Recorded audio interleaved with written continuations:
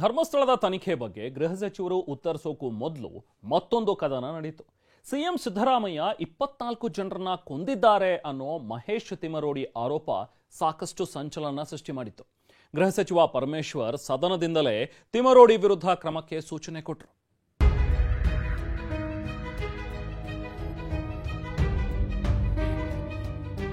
Siddaramaiah 24 murder ಮಾಡಿದ್ದಾರೆ.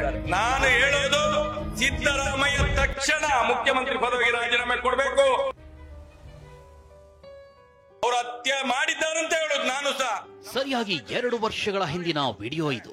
BJP ಶಾಸಕ ಹರೀಶ್ ಪೂಂಜಾ ಹೇಳಿಕೆ ಉಲ್ಲೇಖಿಸಿದ್ದ ಹೋರಾಟಗಾರ ಮಹೇಶ್ ತಿಮರೋಡಿ ಸಿದ್ದರಾಮಯ್ಯ 24 ಕೊಲೆ ಮಾಡಿದ್ದಾರೆ ಅಂದಿದ್ರು. 2 ವರ್ಷಗಳ ಹಿಂದೆ ಆಡಿದ್ದ ಮಾತು ಈಗ ಧುತ್ತಂತ ಎದ್ದು ಬಂದಿದೆ.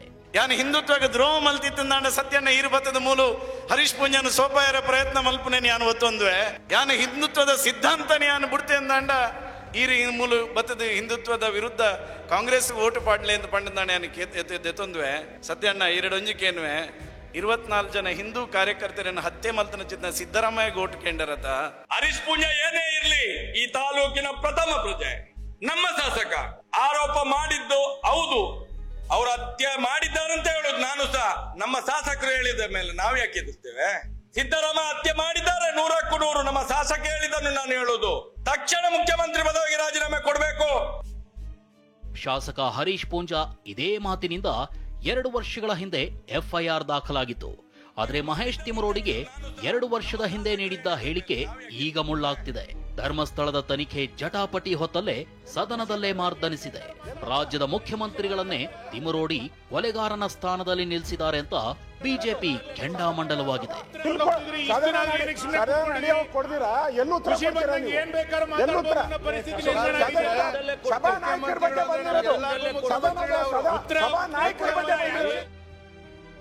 ವಿಧಾನಸಭೆಯಲ್ಲಿ ಸಿದ್ದರಾಮಯ್ಯರಿಂದ 24 ಕೊಲೆ ಕದನ. ಮಹೇಶ್ ತಿಮರೋಡಿ ವಿರುದ್ಧ ಕ್ರಮಕ್ಕೆ ಒಕ್ಕೊರಲ ಆಗ್ರಹ. ಮಹೇಶ್ ಶೆಟ್ಟಿ ತಿಮರೋಡಿ ಹೇಳಿಕೆಯ ವಿಡಿಯೋ ವೈರಲ್ ಆಗ್ತಿದ್ದಂತೆ ವಿಧಾನಸಭೆಯಲ್ಲಿಂದು ವಿಪಕ್ಷ ನಾಯಕ ಆರ್ ಅಶೋಕ್ ಪ್ರಸ್ತಾಪ ಮಾಡಿದ್ರು. ಬಿಜೆಪಿ ಶಾಸಕರು ಮಾತ್ರವಲ್ಲ, ಕಾಂಗ್ರೆಸ್ ನಾಯಕರು ಕೂಡ ಬೆಂಬಲ ಸೂಚಿಸಿದ್ರು. ತಿಮರೋಡಿ ವಿರುದ್ಧ ಕ್ರಮಕ್ಕೆ ಒಕ್ಕೊರಲಿನಲ್ಲಿ ಆಗ್ರಹಿಸಿದ್ರು. ಮುಖ್ಯಮಂತ್ರಿಗಳು ಆ 28 ಹಣ ಎಲ್ಲೆಲ್ಲಿ ಉಣಿದ್ದಾರೆ ತೆಗಿರಿ.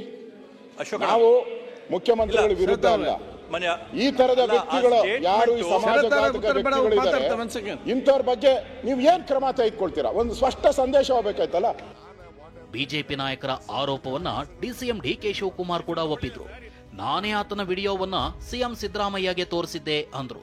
ಶಾಸಕಾಂಗ ಸಭೆಯಲ್ಲಿ ಶಿವಲಿಂಗೇಗೌಡರು ಈ ವಿಚಾರನ ಪ್ರಸ್ತಾವನೆ ಮಾಡಿದ್ರು. ನೀವು ಯಾರು ಹೆಸರು ಹೇಳ್ತಾ ಇದ್ದೀರಿ ಅದನ್ನ ಪ್ರಸ್ತಾವನೆ ಮಾಡಿದ್ರು. ನಾನು ಕಣ್ಣಲ್ಲಿ ಅವ್ರು ಮಾತಾಡಿದಂತ ಸ್ಟೇಟ್ಮೆಂಟ್ ನಾನು ಸಿಎಂಗೆ ಹೇಳಿದೆ. ಸಿಎಂ ನೋಡಿರ್ಲಿಲ್ಲ. ಐ ಜಸ್ಟ್ ಎಕ್ಸ್ಪ್ಲೈನ್ ಟೀಮ್ ಈ ತರ ಇದೆ, ಈ ತರ ಮಾಡಿದ್ದಾರೆ, ನಿಮ್ನೆ ಕೊಲಗಾಡಕ ಅಂತ ಹೇಳಿದ್ದಾರೆ, ನಿಮ್ದು ಲೆಕ್ಕ ಇದೆ ಸ್ವಾಮಿ ಇದರಲ್ಲಿ ಅಂತ ಹೇಳಿದೆ. ಅದಕ್ಕೆ ಇಮಿಡಿಯೇಟ್ ಹೋಮ್ ಮಿನಿಸ್ಟರ್ಗೆ ಏನ್ ಡೈರೆಕ್ಷನ್ ಕೊಡ್ಬೇಕು ಅವ್ರು ಕೊಟ್ಟಿದ್ದಾರೆ.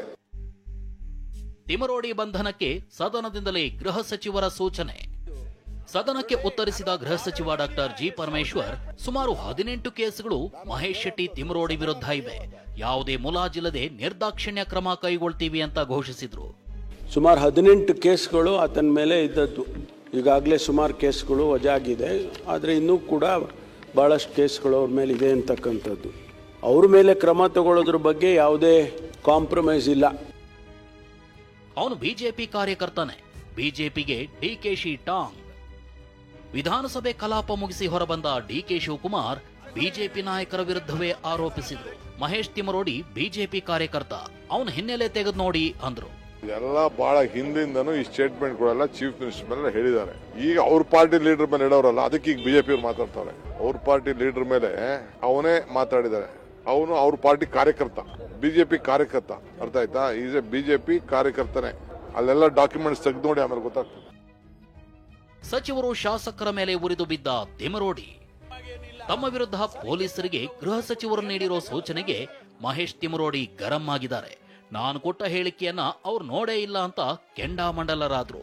ಹರೀಶ್ ಪೂಂಜಾರವರು ನಮ್ಮ ರಾಜ್ಯದ ಸಿದ್ದರಾಮಯ್ಯರು 24 ಮರ್ಡರ್ ಮಾಡಿದ್ದಾರೆ ಅಂತ ಹೇಳಿದ್ದನ್ನೇ ನಾನು ಮಾತಾಡಿದ್ದು. ಮಾನ ಕೆಟ್ಟವ್ರು, ಇವ್ರಿಗೆ ಏನಾದ್ರೂ ಇದೆಯೇ? ಇವರಿಗೆ ಅಲ್ಲ ಇದನ್ನೊಂದು ನೋಡುವಂತ ನಾನು ಹೇಳುದು, ಈ ಮಿನಿಸ್ಟರ್ಗಳಂತೆ, ಗೃಹ ಮಂತ್ರಿ ಅಂತೆ, ಗ್ರಾಚಾರ ಮಂತ್ರಿ ಅಂತೆ, ಇವನೊಬ್ಬ DCM ಅಂತೆ, ಇವರಿಗೆ ಯಾರು PA ಇರುವುದಿಲ್ವಾ? ಆ ವಿಡಿಯೋವನ್ನು ನೋಡೋದಿಲ್ವಾ?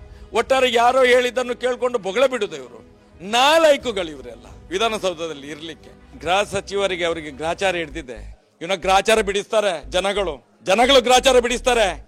ಸರ್ಕಾರವನ್ನು ಅಲ್ಲೋಲ ಕಲ್ಲೋಲ ಮಾಡಿ ಹಾಕ್ತೇವೆ ನಾವು. ಇನ್ನು ಏನಂತ ತಿಳ್ಕೊಂಡಿದ್ದೇನೆ ಇವನು ಗೃಹ ಮಂತ್ರಿ ಅಂತ ಹೇಳಿದ್ರೆ ಯಾರ್ರೀ ಮಾಡಿದೀವಿ ನನ್ನ ಪಾಪಿಷ್ಟನನ್ನು? ಯಾರ್ರೀ DCM? ನಾನು ಮಾತಾಡಿದ್ರೆ ಮತ್ತೆ ಇನ್ನೇನೋ ಮಾತಾಡ್ತೇನೆ. ಸದ್ಯ ಮಹೇಶ್ ವಿರುದ್ಧ ಕ್ರಮಕ್ಕೆ ಗೃಹ ಸಚಿವರು ಸೂಚಿಸಿರೋದ್ರಿಂದ ಪೊಲೀಸರ ಮುಂದಿನ ನಡೆ ಏನು ಅನ್ನೋದು ಕುತೂಹಲ ಕೆರಳಿಸಿದೆ. ಹಳೆ ಹೇಳಿಕೆ ಮಹೇಶ್ ತಿಮರೋಡಿಗೆ ಮುಳ್ಳಾಗುತ್ತಾ ಅನ್ನೋದನ್ನ ಕಾದು ನೋಡಬೇಕಿದೆ. ಪ್ರಸನ್ನ ಗಾಂವ್ಕರ್ ಜೊತೆ ಪ್ರಮೋದ್, TV9 ಬೆಂಗಳೂರು.